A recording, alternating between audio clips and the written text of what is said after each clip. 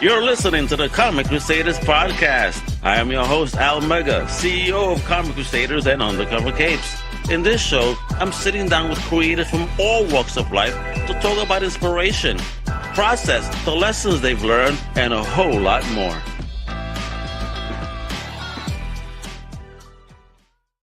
Wepa, what's good, mi gente? It's your boy Al Mega coming at you with that big Wepa energy on the Comic Crusaders Podcast. And today's guest is legendary. Let me tell you, he is a pan-Disney classic like The Princess and the Frog and Treasure Planet. He's consulted on Tangled, Frozen, and Wreck-It Ralph. And oh yeah, he's got 3 films hitting in 2025. I mean, my man had that Captain America Brave New World, but that's not all, fam. He's taking history and he's flipping it into pop culture power with his Amazon best-selling graphic novel, now becoming a movie with Legion M. Big shout out, Defiant, the story of Robert Smalls. Now, this is the true tale of a man who turned the tides. Yo, bro, I just read this book, fam. Woof, I'm inspired. I'm fired up. My man turned the tides of the Civil War. Check this out. Gangster, by hijacking a Confederate ship and sailing it straight through to freedom. Right? Talk about like, yo, I'm going to get mine any which way. Homie did that. So let's give it up with that thunderous Wepa. Welcome for the one, the only, the mighty Rob Edwards. What up, Wepa? You know what it is? You know what it is? Welcome to the show, Rob. You're happy to have you. A legend. Thank you for blessing me with some of your time, if you will. Because, yo, that book, Rob, I know you've done many great things in your lifetime. Man, this book, bro, as a comic book fan, and as I get older, I'm digging this historical comic books, that slice of life. Man, you touched this on all angles. It's family, it was passion, it's adventure, it's motivation, like get things done, brother. You did something special. So now I need to know, before we get started with everything else, right? Sure. I need to know something very important, because Comic Crusaders always gotta start like this. I need your semi-origin story. Where you originally from, and the most important question of your life. What is the first thing in all of fandom that you ever personally fell in love with? Oh wow. Okay. Yeah, I'm from Detroit, Michigan. Home of the Lions. Yeah. I'm a Giants fan, so I don't know how I feel about that, but all good. Right, we lost such a crazy game this weekend, but whatever. Oh my God. Yeah, right. No, it's been interesting. It's a good season. Looking like a good season. Anyway, but let's see. When I was a kid, I was a pretty quiet kid. I just would sit at home and read all the time. And I had on my block, it was wonderful in Detroit. It was like 5 kids were about my age. Everybody was about a year older than me, but everybody was about my age. And there was a comic book shop about a block and a half away. So every day after school, we'd walk to school together. We walk back home, and then we dump off our books and run to the comic book store and just annoy the guy in the store just looking through. Are you going to buy anything today? You guys have to buy something at some point. And so we would pool our resources and we'd buy a comic book and then we'd pass it around between everybody. Isn't that crazy? Kids don't have that mentality. Not everything, it's mine. Exactly. Man, back in the day, we actually knew what shipping was, but in the day, who ended up with the majority of the books? Who ended up with them? The oldest kid, the tallest, oldest kid. That was it. I had nothing. I was the biggest of the group. All right, I was a year younger and not as big as I am now. That's crazy. All right, So I suffered. I would have to borrow stuff. So when I first got, when I got a chance, I was like, okay, I just buy everything. Which is why I like so many. I like so many things. But we come from that generation, my brother. I mean, I grew up with, in Puerto Rico, Grandma was the one that first put me on the pop culture with Mazinger Z, you know. Right. So that was my shit. That's why I love big robots and robots all my life. Thank you, Grandma. Oh, yeah. and then after that, it was Christ Star, the Crystal Warrior, and you know that's the first comic book I ever had up there. I still have it, beat up as fuck, but it's my first comic book. And Nice. you know, I got into barbarians and mysticism. So yeah, I get it. It's like you fall in love with certain things, but you know they're all different, right? You know, robots to barbarians, you know, night and day. No tech to tech. You know, Yes. I love it though. That's my shit. So let's talk about this though, because how does it feel, my brother, to be the guy who's written Disney classics? You've worked on Marvel's Captain America, an epic one, at least in my opinion. You know, fuck everybody else. Thank you. And now dropping one of the most important Black American stories for real in Defiant, because this story, wow, I did not know about this character, and it goes to show, American history in my ass. This is as much American history as anything else, and I didn't learn this. Thank you, Rob, for educating me. Right. Well, that was the thing, is that when I first heard about it, it was actually a meme that somebody had sent to Legion M. And they said, there's all these movies about, about all these, whatever, Fast and Furious and stuff like that. And here's a guy who did all these things. He like you said before, he stole a boat when he was 23 years old. He stole a boat? I mean, when he was carjacking. Yeah, right, exactly. That's how it become famous. Right? Carjacking, son. Got to jack something. But he was during during the Civil War, slaves had to fight for the Confederacy. They would, the owners didn't want to do it, so they'd have the slaves do it. And one of the things that they did was they ran this ship, and the ship would kind of ferry munitions from one place to another, and so they wound up on this one night when the ship was full of munitions. They waited for the white crew to take off. The nine members of Black crew, took the boat, met their families in Charleston Bay, got past 5 military checkpoints, dressed as the captain, which is amazing. Surrendered the boat to the Union Navy at the other end, and quickly became rich, famous, adored by millions. Yeah, man, he got robbed at the time. At least I want to understand the story. Yes. But even then, terrible. he still made enough bank to definitely make a difference. Well, that was one of the fights. He had a couple of fights. One was that he had, just justifying that, there was a certain price that you would get for, for bringing in munitions. And this was the largest haul of the entire Civil War. Yeah, exactly. Again, something I never, this folks, again, listen to this. This is not something we read in our history books. They want to talk all about Civil War stuff, but I never heard of a story of a homie robbing a boat and bringing in the largest. Repeat that again, what he did? Yeah, right. It was the largest haul of the entire Civil War at a time when they were crazy. When people were turning in pots and pans to get metal to my man hit the treasure, son. He was Captain Hook, and he ain't even know. Exactly. So I love it. So right. So he winds up like there was a price for all those things. He had cannons. He had whatever, all kinds of stuff. Yeah, and they tried to say that it wasn't worth, that he couldn't get the same amount that a white soldier would get for the same thing, and so a lot of his life he was petitioning, trying to get his bag up, and so they finally gave it to him. The other thing was that they didn't want to give him credit. He ran 17 missions as a Navy captain. 17 missions. Successful missions. At times when other ships. You hear this? Yeah. There's one where his boat was the only boat to survive the encounter, the Battle of Successionville. So and did he keep the same boat throughout his career, the one he bagged? Yeah.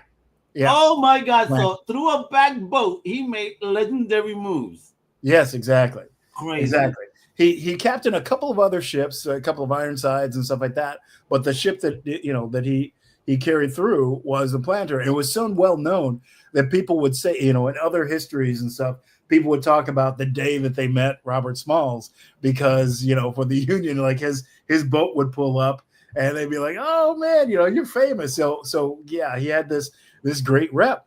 Anyway, the terrible thing about it was when I heard it, and this was a couple years ago, when a friend of mine, Dave Baxter, who worked at the time with Legion M, when he told me about it, I didn't know who Robert Smalls was. So you didn't know. So that was, I was X amount years old when I learned about Robert Smalls. Like I'm 50 years old and I just learned about Robert Smalls. I tell you, yeah. And the first thing I did was I guess just probably like you, I just got disgusted. I was like, why don't I know this story? Yeah, this seems like the kind of story that would have, should have made the Advent history books. Yeah, I went crazy over lesser stories. So getting this one up and when he asked me about it, I said, I was just coming off of at least 10 years at Disney, with Treasure Planet and all that, say Wreck-It Ralph, Frozen and Tangled, that worked on all those movies. Doing these nice little pictures, Yeah, exactly. Little tiny things. And, before that, of course, whatever the Fresh Prince of it all and Living Color. Stop it! I'm telling you, you're a legend. Look at I need to get my broom. Stop dropping that stuff. Exactly. But I'm telling you, you're a big part of my teenage years. I'll tell you that much, my brother. Okay, Thank you. Yeah, but the fun of it is that like I know how to tell stories now. So, yes, you do. And this seemed like one. I just had this terrible thought of like, wow, if somebody else tells a story, they're going to miss this and this and this and this. And I had such a long list, and I said, okay, I have to do this, and I have to do it right. And I can't just make a movie. You have to have IP. Everybody, nobody wants to just make a movie unless you're basing it on something. And so I said, nowadays, yeah, why don't I just write a graphic novel? Why don't I just write a best-selling graphic novel? No, I mean, I thought I gotta know this, Rob, because you coming from that, different world, that TV world. Now you're stepping into a whole different geek domain, comic books. Now, and you say you were a fan and all. Reading is one thing, creating is a whole different other beast. So talk to me about that learning curve, if any, bro, that you had in building. Oh, it was a horrible learning curve. Really? Because I'm used to, because I grew up in sitcoms, and sitcoms are like words, verbal jokes. Everybody sits on the couches, nothing interesting happens as far as the action of the screens. And then at Disney, you learn like, okay, here's action, here, everything should look good and sound good and all that. And then in graphic novels, it's like, you don't want to write something that's so long that it's going to block the art. You're always sitting there trying to find a way to say stuff that is not going to, that's not going to be this huge piece of dialogue that you could very easily do in a movie or a TV show. So for me, and thanks for the picture of the. Oh, that picture is dope. I mean, look at that. It's beautiful. Okay, that's gorgeous. Okay, anyway. I'll go back to it, but wait, put that back up. That's a picture done by Nicholas Draper Ivey, right? Who does Static Shock and a bunch of stuff over at DC. Yes. And when we were talking about it, I showed him a picture of Muhammad Ali staring at the camera. And then I showed him a picture of Bruce Lee, giving that gaze at the camera. And I showed him a picture of a lion and of a Black Panther. And I said, it's the same eyes. It's the same look. And so we're on a Zoom and he just kind of like sketches something and shows it to me. I said, that's exactly it. There's an amazing intensity to the eyes here. Yep. Even though it's just drawn, you can still see that behind the spirit of the characters representing that, my man is portraying energy and strength. Yep. So bro. Standing on business.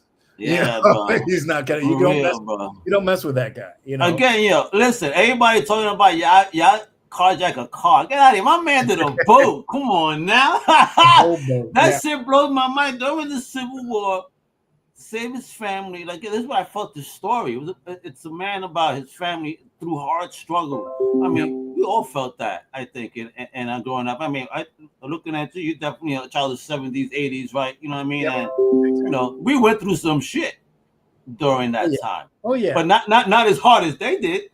You know, for not sure. nearly as hard. But we went through the struggle. And we were all boohoo crying about like all the stuff, all the light stuff that we had to go through. Lights, exactly. And then you talk about now, these guys ain't going even through the lighter stuff, boohoo, and like chill, yo. Like, yo, let's get real about what y'all going through. It's not as crazy as it was, you know.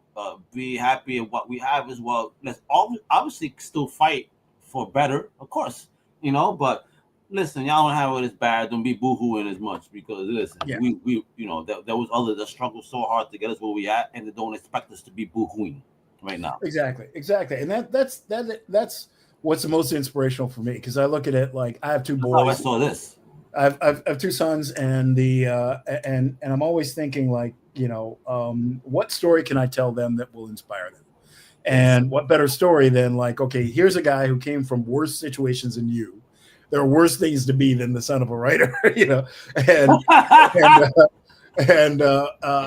you know, and from there, he did all these amazing things, and then wound up, you know, at the end of his life, you know, one of the things I think is the most heroic or superhero things he ever did was died of old age, right? So he, but he, you know, he's around his family 5 times. Yeah, ran for Congress 5 times. You know, he was, by all accounts, you know, he was, like I say, he was rich. He bought the house that he was enslaved in. How about that? You know, putting a stamp on his, like, all right, now I got you. This is mine exactly, now. Exactly. And it was a house that was, you know, that Henry McKee, his owner, was the one of the richest men in Beaufort, South Carolina. He actually owned 900 slaves. And when you think about, you know, like like people took out mortgages for slaves. You know, in fact, Robert Smalls' wife was on a mortgage, and you know, it basically meant that you know, a slave was basically the price of a house. You know, for a lot of people. And you know, sometimes people would say like the price of a car, price of a house, but it would be about, you know, it would be enough to have to. But that goes to show how evil banking was back. Banking, everything is so evil. Jesus, it's like, you serious? A mortgage on a human being. On a human being. Yeah. And then that person would have to work to pay off themselves. You know, if their payment was whatever, then they'd have to do extra work. A mortgage on yourself is even crazier. Yeah. On your God-given right, you are, wow. Yeah. Well, hopefully God punishes those people, because that shit is crazy. Yeah, exactly. That we look back at a lot of times. I mean, you know, one good thing about the, you know, doing it as a graphic novel is that it's like people are picking it up. You know, kids especially are picking it up, and they're checking it out. We're in all the comic book stores. We're in most of the bookstores. You know, like I say, we're on Amazon, and people are finding it. And it's one of those things. It's safe to kind of, you know, just put on somebody's bed, or, you know, throw it under their door. I know you got some self porn on hand over there. Yeah. Let me see. I got everything. Here, I'll show you the. Show me that book. What is that? Because you saw me before that you had the book. Oh, yeah. I got see that baby right there. Oh, here's the fun, right? Oh man, look! Oh, that's the hardcover. Amazing, Jesus. Just amazing artwork all the way through. You know. Oof. Yes. Show me that spine. Show the spine off too. Oh, the spine. It's self porn. People got to see a nice spine. Oh, you know okay. What I mean? It's self porn, man. There we go. Look at that. Wepa, Stranger sexy, and man. Legion M. Wepa, look at that. yes. That's what we want, man. Now here's books. We also got this one, right? Oh, wow. Shaft, right? We did the Shaft cover. We did him as Shaft, because the first time I met Sebastian Jones, you know, I was talking to him about the story and how we wanted to kind of make it the kind of book that a kid could like, and he was like, he's basically Shaft. I said, yes, exactly, he is Shaft. So Ray Anthony Height did this cover, amazing, the legendary Ray Anthony Height. You better hustle your mouth. Come on now, hey, I love this. Yeah, right. And then we did this guy. Oh, that's pretty. once again. that is pretty. But yeah, we did this guy. So it's the like simplicity of it. It's so pretty, man. Look at that. Yeah. So just gorgeous work all the way. Yeah, all the way in. Soft porn, bro. You remember the words, man. It is soft porn. Look at that back cover. Oh, that's fire, bro. Yeah, right. It's like, who did the artwork on that one? That's gorgeous. This is also Ray Anthony. Diablo. Yeah, it's Ray Anthony Height. And then R.A. is R.A. Damian White did a bunch of work on it. Kanan,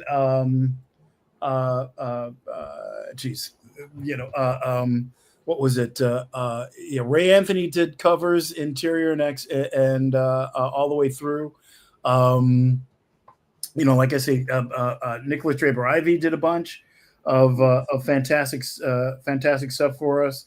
And then Ray Anthony Height and Kanan White did some coloring for us. It was just amazing. Awesome. Sean Damian Hill did most of the. Okay, here's some of my favorites. All right, let's get it. Yeah, right. Okay, well, this is the first battle of the Civil War. Oh, yep. Again, look at that. The Northerners are toasting because they thought they had this whole thing. They thought they had the whole thing won. Yeah. I love that scene too. And then it goes. They got ambushed by the Confederates, and that goes to show the bouginess of war within politicians, right? And let me toast. Good for you, politicians. I thought that shit was gonna be easy. Yeah. Well, you know what? Good. Pay the price too, like the regular people. Yeah, no, the North was arrogant. I mean, that was some of these interiors. Oh, bro. There's like posters everywhere, and this is that's a poster right there. I need to see that shit on a T-shirt. I need that on a poster. And they jumped the broom in here too. So yeah. The North thought that I thought you were talking about my shelf. Wait. No. That's shelf. Here, wait a minute. I'll show you. This is my life in plushies. Here. So it's the guy from so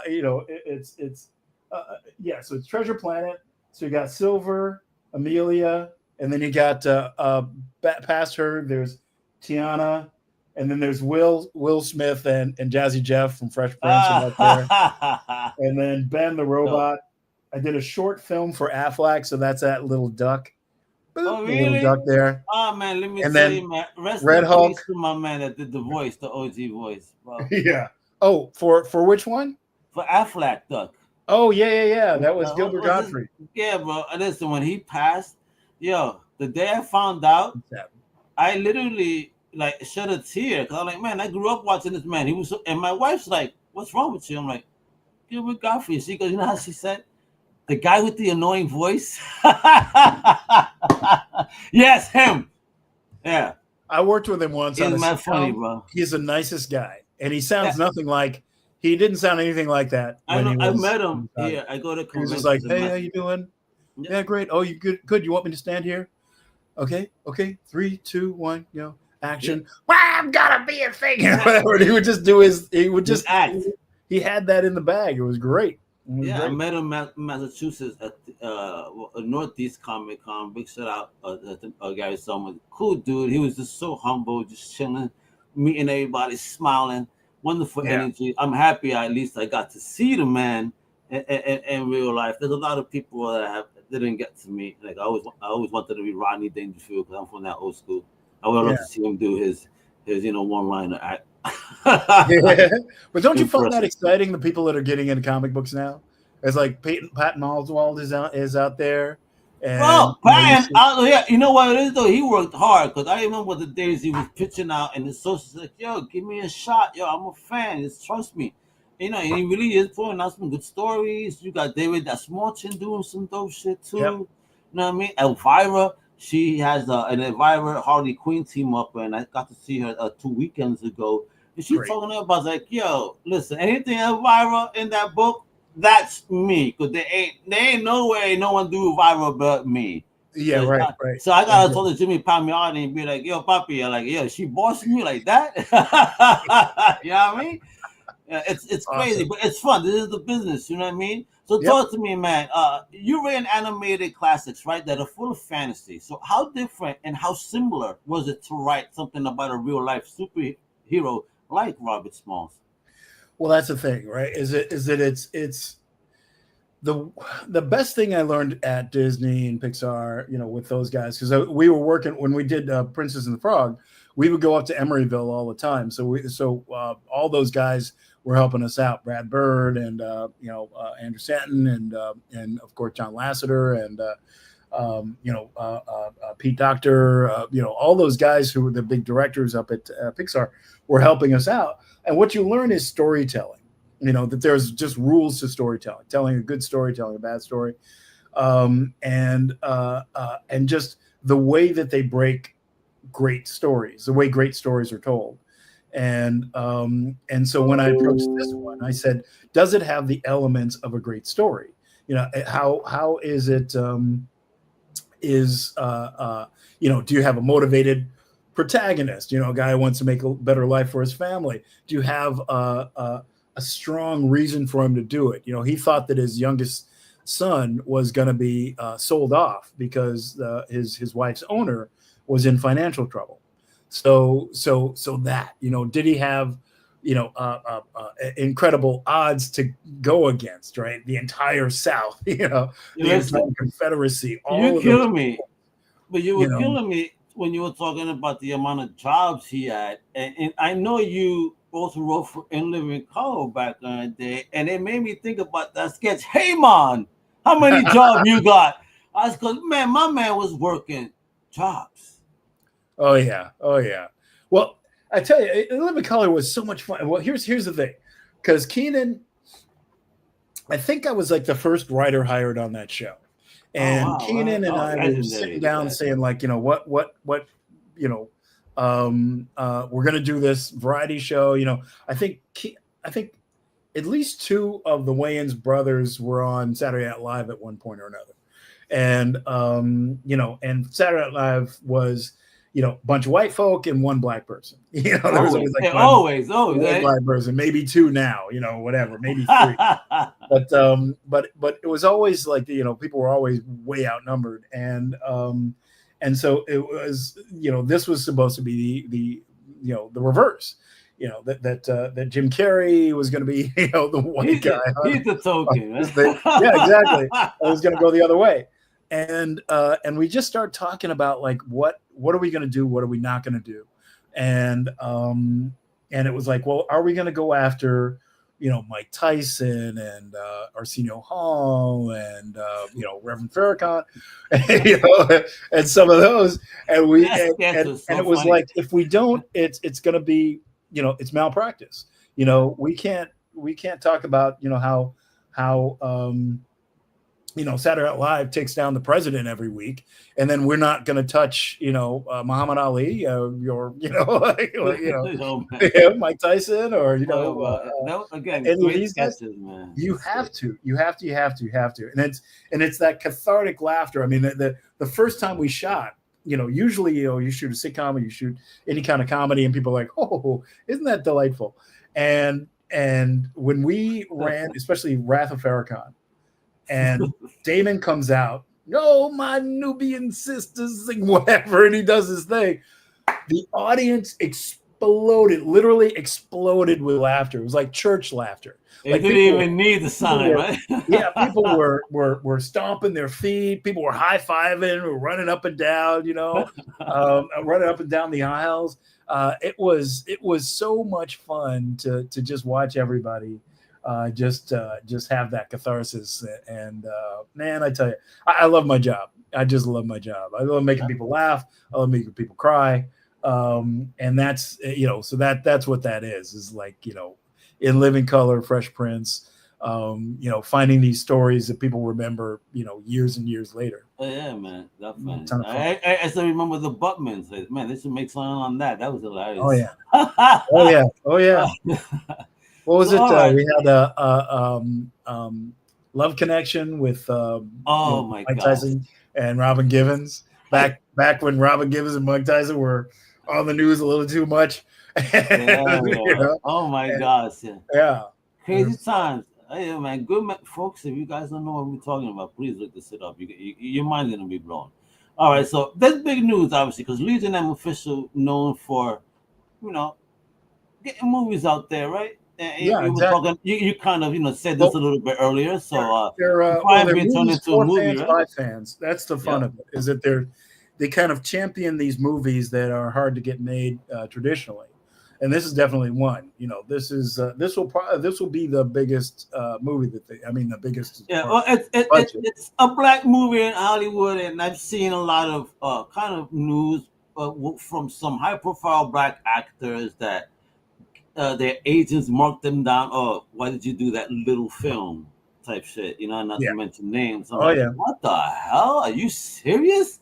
Yeah. What is going on here? I mean, People lose agents. Stories. That's crazy. People lose agents because they don't want to do bigger, bigger films. If you just want to tell stories about the, about the black experience, you're in for a hard time. It's very difficult in the studio system. You're going to be working with very small budgets. It's a lot of times the truly great directors go off and they do the big blockbuster films, and so it's tough. It's slim pickings as far as what team you wind up putting together. The good part of it is that there's fantastic actors everywhere. There's really just great actors. A lot of them underserved, and a lot of them will do stuff for you. Like I was amazed at the cast I got for Sneaks. My little animated film. It's Lawrence Fishburne and Keith David and Anthony Mackie and where's my broom? Where's my broom? Lawrence. Hey, get to broom. Yeah, right, exactly. Here goes Rob. Here goes Rob dropping names again. Amazing. Again, They're amazing names. All that we all grew up with, man. Come on. Yeah, but the point being that you can find ways. So when this story came around, it was like, okay, Legion M, they dive into stuff like that. They go in with both feet, like, oh, okay, this is a movie that's going to be hard to make. Let's find a way to make it. And the response has been great. How did you find them? Say again? How did you find Legion M? Oh, my friend Dave Baxter went to I went to high school with him, and he's out there working with Paul Scanlon and the guys at Legion M for a bunch of time, and he'd been telling me about it, like, oh, hey Rob, one of these days you'll think about doing a movie, and I'm over at Disney and Marvel doing doing the thing there, yeah, man. Doing those kind of things. I wasn't even thinking about like doing independent films, and then I figured, I should take a little break, see what happens in the independent world, take on some projects that are a little bit more risky, and see how it goes. And I've just been having a ball with those guys. Excellent. Now you wrote Fresh Prince and Full House, some episodes, right? Imagine Smalls walked onto one of those sets. How would Uncle Phil or Danny Tanner react? Well, it's interesting because it's funny when we were first thinking of the movie, I thought, like, to be that charismatic at 23, you got to be funny. Yeah, I would think so, bro. At 23, they could get anybody to do anything. If somebody humor opens doors, brother. Opens doors. So I think he would have a good time. I think Uncle Phil would get a kick out of him, because Uncle Phil was all about, seriousness and, each one reads. So no Jazzy Jeff treatment for him. Yeah, no, he wouldn't get thrown out of the house. He'd probably get listened to a little bit. I think Carlton would really love him because he would, because he was a well-spoken guy. He'd been kind of raised by the McKee family. And no school, but he was raised among rich. Lucky to be a male amongst many females in that household. That's something you learn. Exactly. One of the only times it was okay, I guess, lucky to be a guy. In a way, in a sense. I mean, he struggled, but it gave him the tenacity and that fortitude to, listen. He was a man's man. Doing what he had to do, yo. That's some shit, bro. Much respect to, again, an unknown legend. Like, we need T-shirts, we need some posters, we need all that good stuff to learn more about this guy, right? You know, Absolutely. T-shirts are coming up. We do have a couple of people talking. One of my good friends is Carl Jones from Cross Colors, and so oh man, you know how many of those jeans I had back in the 90s. well, Carl and we've known each other since the Fresh Prince days. So man, yeah, we were rocking all that. I had the orange ones, I had the wild colors, top to bottom. You know, it's like, you know, yeah, you wouldn't be caught dead without them, you know. Yeah, man, my guy, orange and green pants, you know. Yeah, bro, you know what I'm saying?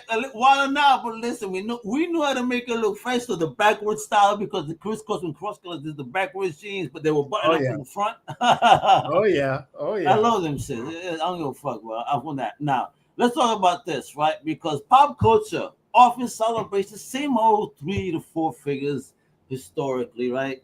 And now what you're doing with Mr. Smalls here, do you think that hopefully with the book, with the movie, that Robert Smalls is going to step into mainstream spotlight? Man, I hope so. We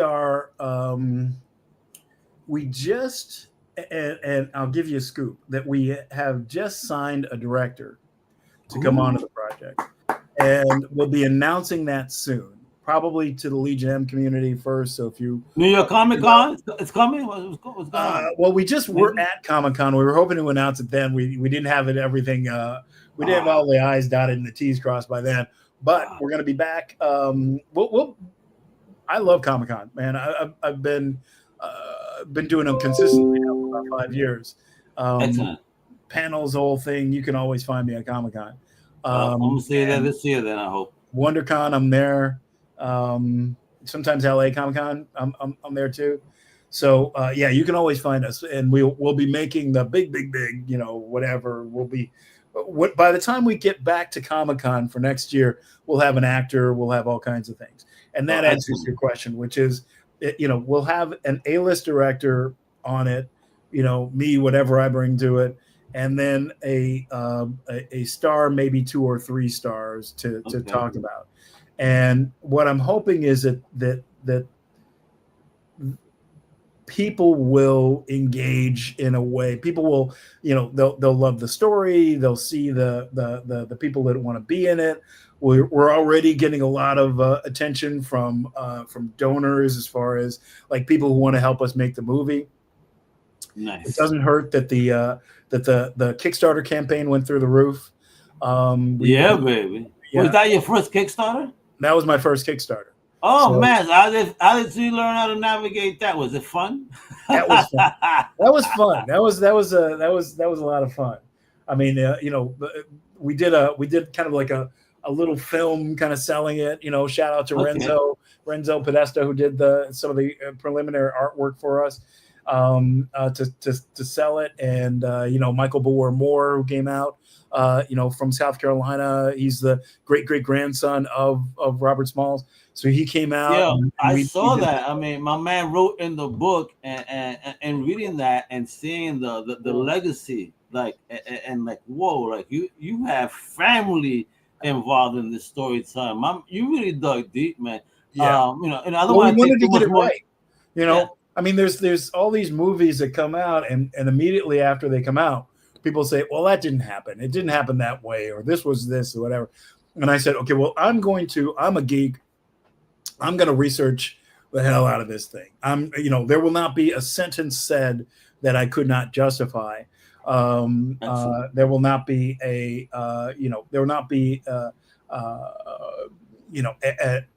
action made that does not have its precedent in history, you know. And so this, what you will see, that, you know, the book is unassailable. This is an actual work of history. You know, you can take this to school and really feel confident that you know this story. So to your history teachers and embarrass them. Why didn't you teach me this? Why? Exactly. And so, you know, and to your point, man, I hope we get T-shirts and hats, and, you know, get people vibing on Robert Smalls. I hope we get a good star to play the part, and and the budget. And I hope that the streamers are cool about, wanting to see this kind of movie. I think that I'm in for it. So we need this, Robert. Again, history is, always told by the winners, right? So we learn history that is not even relatable to us, because in life apparently we were the non-winners, right? So they hide our personal history. Like, I'm learning so much about my own, Puerto Rican roots or Borinquen roots, because I'm not a Port, so I'm Borinquen, but I'm Boricua. That's the term. I'm not Puerto Rican. That's actually, it's true. Somebody made sense. Like, you're not a rich Port. That is what we're saying.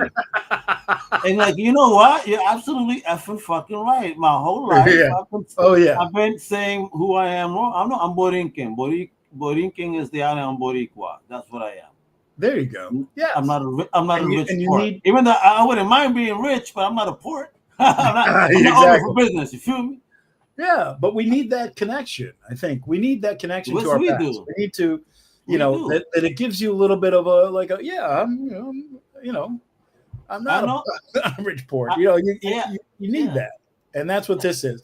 That this should be actually one fun thing is that, like, I had I gave it to a friend of mine who's 70 and British, white, and he said, he comes back to me, he says, like, I was inspired by this. Am I supposed to be?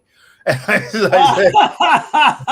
said, it's an inspirational tale. You're supposed to, everybody can be inspired by it. You don't have to be black. You don't have to be. Listen, man, don't make it into these people in Britain. You see what the climate is over there. You're gonna inspire Britain to fight back against what's going on over there. I mean, that's insane. I mean, what's going on overseas at the news over here tends to neglect sometimes. It's insane. Thank you for those truly journalistic parts that try to show us, hey, listen, we're not the only ones that are going through some shit. Yeah, exactly. And I think that's why we need history too, because they say history doesn't repeat itself, but it rhymes.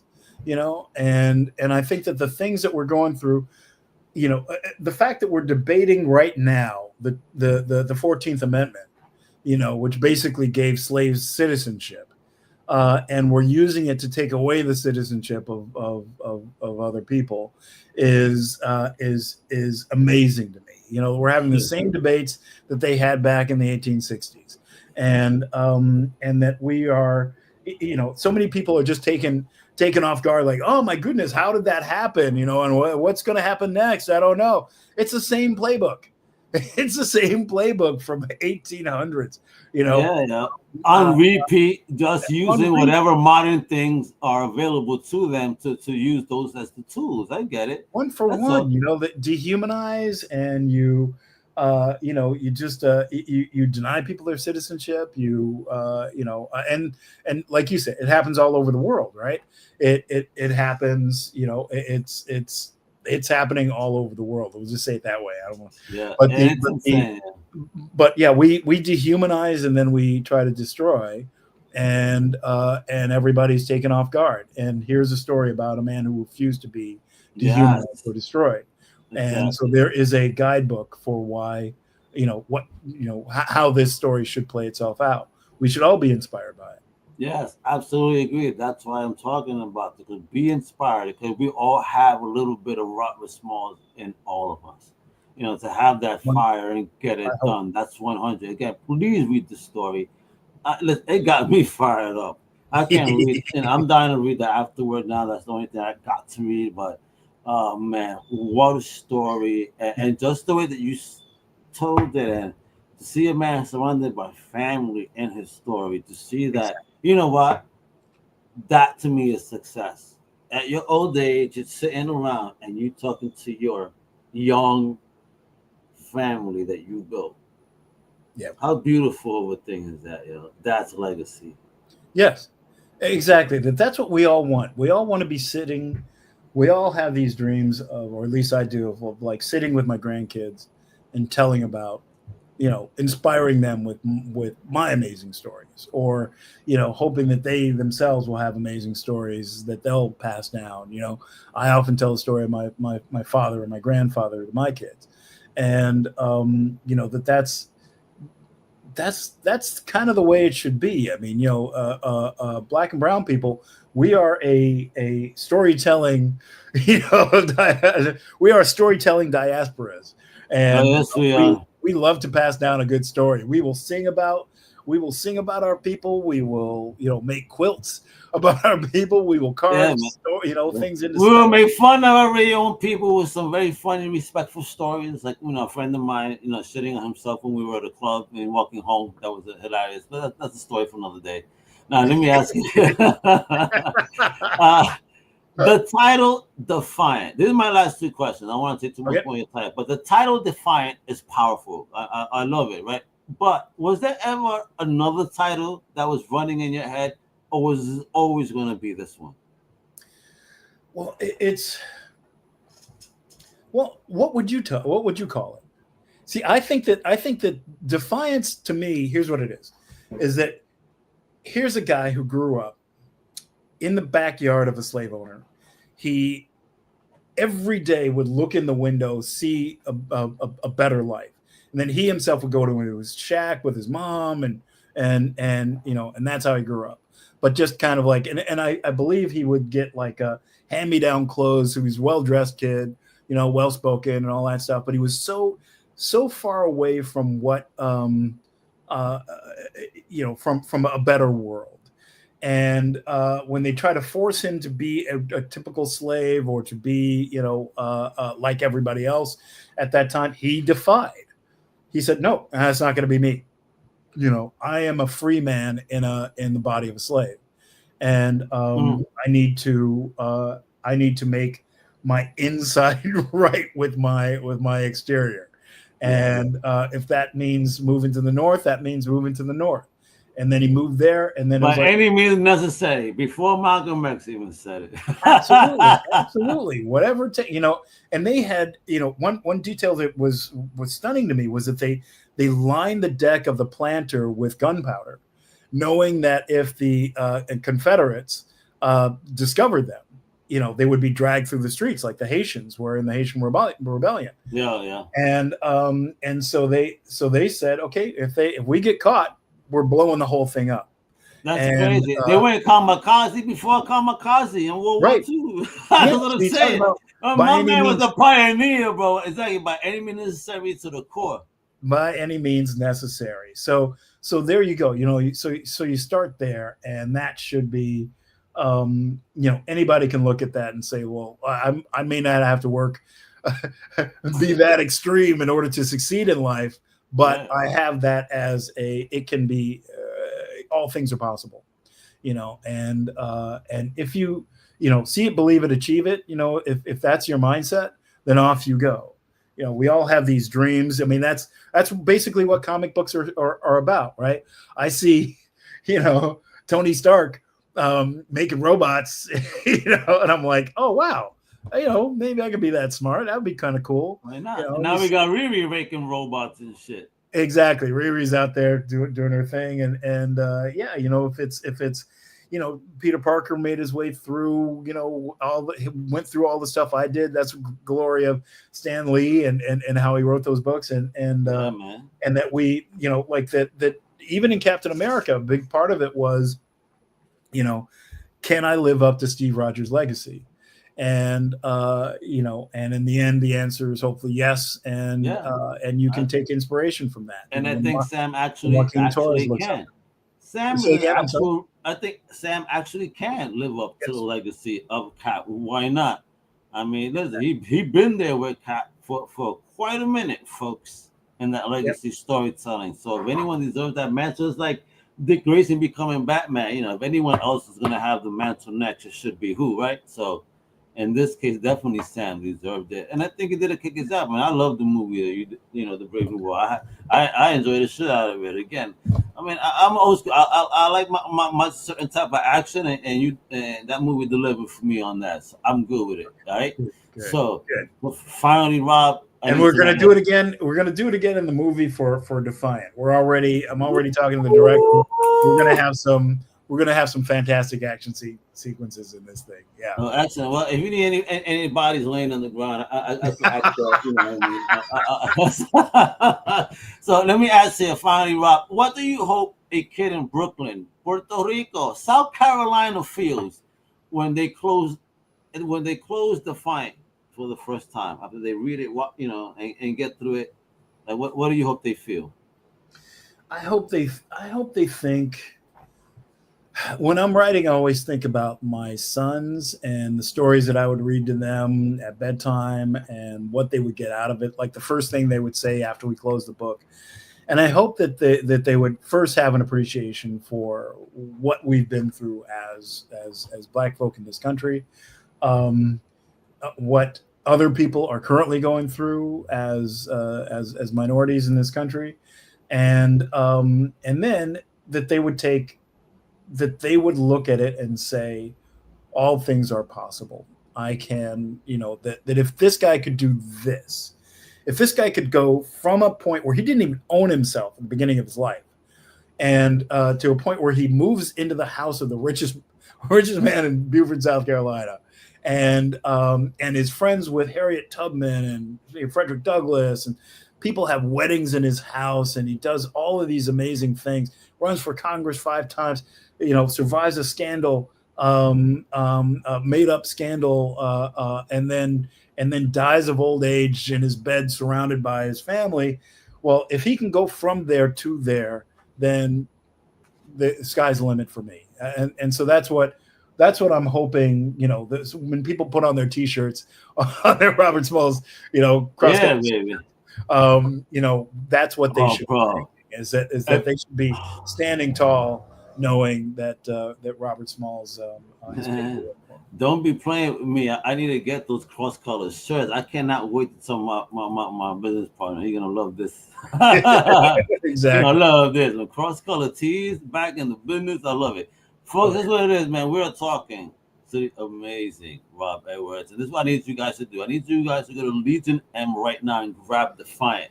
I mean, look at that sexy book. That's what he grabbing. Look at that sexy book. Go to legionm.com, robert-smalls./Defiant. You can pick this baby up right now and stay tuned all about that dope movie. And of course, you can also follow him on social at I am Rob Edwards, and also check out Legion M Official, not just for Defiant, but all the goodness they do within the independent film community. Check that out, man. Rob is bringing it to the world and the business. All right, so mi gente, this has been an epic tale. So a big salute again to the legend Rob Edwards for dropping knowledge bombs and bringing us the story of Robert Smalls. Again, I'm educated. Again, I was today years old. Thank you again. But that is the ultimate real life superhero. And again, I hope one day, if it's not me, I hope someone else could tell the story of one of my heroes from Puerto Rico, like Betances, or even Pedro Alviso Campos. And look, wait, before we go to that, we have a comment. Oh, here we go. Robert Smalls is my personal hero. I cannot express how happy I am to see something for him, much less by an artist, Edwards, who has been such an active part in my experience. So, Mr. Jones, thank you for that. Thank you, Mr. Jones. There we go. So, again, listen, if you missed out, I hope you put this on rewind. You got to see all the knowledge bombs my man was dropping over here, right? So, make sure y'all go cop Defiant. Like I said, the story of Robert Smalls. Support the upcoming film and dive deep into history, folks. Again, that feels like it's a blockbuster, but this is absolutely real. Again, one of the most gangster stories I've heard in a while. So, I'm digging it, So until next time, you know what it is. You keep it locked with that big Wepa energy. This is Almega signing off with love, respect, and as always, mi gente, Wepa! Thank you for listening to the Comic Crusaders Podcast. If you like the content, please subscribe and turn on notifications. Also, please visit comiccrusaders.com and our extended podcast family over at undercovercapes.com. And also, make sure to download the Comic Crusaders app on the Google Play Store today.